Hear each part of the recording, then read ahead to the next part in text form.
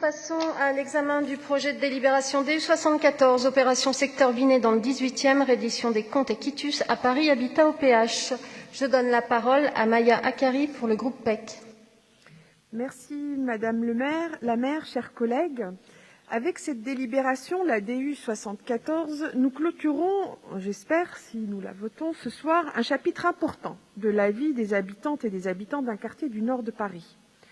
Mon collègue Emmanuel Grégoire nous demande donc d'approuver les comptes définitifs d'une opération d'envergure d'aménagement du secteur Binet à la Porte Montmartre, opération dont les premiers pas ont débuté il y a 15 ans. Beaucoup ne le savent pas.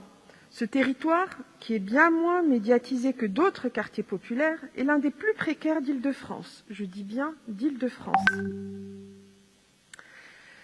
On oublie bien souvent qu'à Paris aussi, il y a des territoires qui cumulent les difficultés économiques et sociales. À la Porte Montmartre, où se situe l'îlot Binet, c'est plus d'un tiers des actifs qui sont au RSA. C'est presque la moitié des foyers qui sont monoparentaux. C'est 16% des jeunes de 16 à 25 ans qui ne sont ni en formation ni en emploi.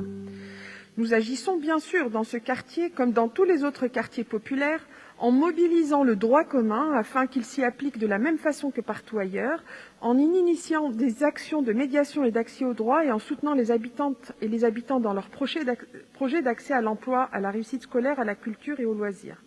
Mais nous pensons également que la rénovation urbaine est un puissant outil d'émancipation de nos quartiers et l'opération d'aménagement du secteur Binet en est un bel exemple. C'est ainsi que plus de 19 millions d'euros ont été investis dans ce quartier par l'État, la région et la ville. Nous y avons implanté une crèche, construit une école maternelle, ouvert une nouvelle voie pour désenclaver et sécuriser le secteur. Nous y avons construit de nouveaux logements en y introduisant au détour du logement intermédiaire, ce qui nous a permis ainsi de faire un peu de mixité sociale dans l'habitat que l'on retrouve petit à petit dans les écoles. Nous y avons implanté un hôtel d'activité, un hôtel de tourisme haut de gamme et un commerce qui nous permettent de créer des flux dans le quartier et là encore de la mixité. Nous avons également implanté un centre de santé et toutes les dernières études montrent, et le contexte sanitaire actuel, combien nous avons eu raison de le faire et combien cette question est sensible dans les quartiers populaires. Nous y avons construit une nouvelle bibliothèque dont les habitantes et les habitants sont si fiers, un centre d'animation et un centre social ainsi qu'une salle polyvalente où on peut se réunir et faire la fête. Qui aurait pensé il y a 15 ans que le quartier verrait l'arrivée, par exemple, du siège social des Arocs ou encore de Radio Nova.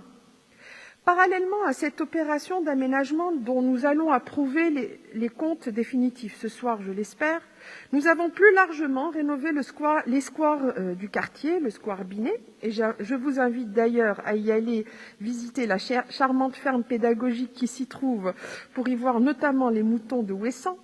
Un peu plus loin, le restaurant universitaire a été complètement rénové, le collège Utrio est bientôt totalement remis à neuf et nous attendons impatiemment l'avancement des travaux du lycée Rappelé que la région a enfin décidé de mener.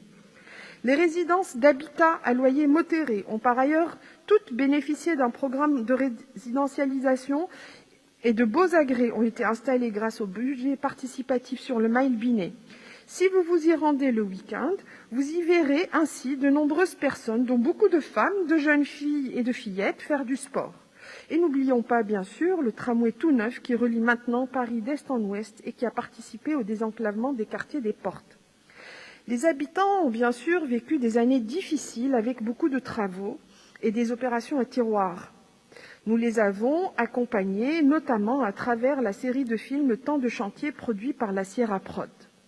Tous les problèmes ne se sont pas évaporés et il reste encore de nombreux enjeux économiques et sociaux sur ces quartiers. Mais les habitantes et les habitants vivent mieux dans leur quartier et s'appuient sur ces nouveaux services publics pour bien avancer dans leur vie. Je vous remercie.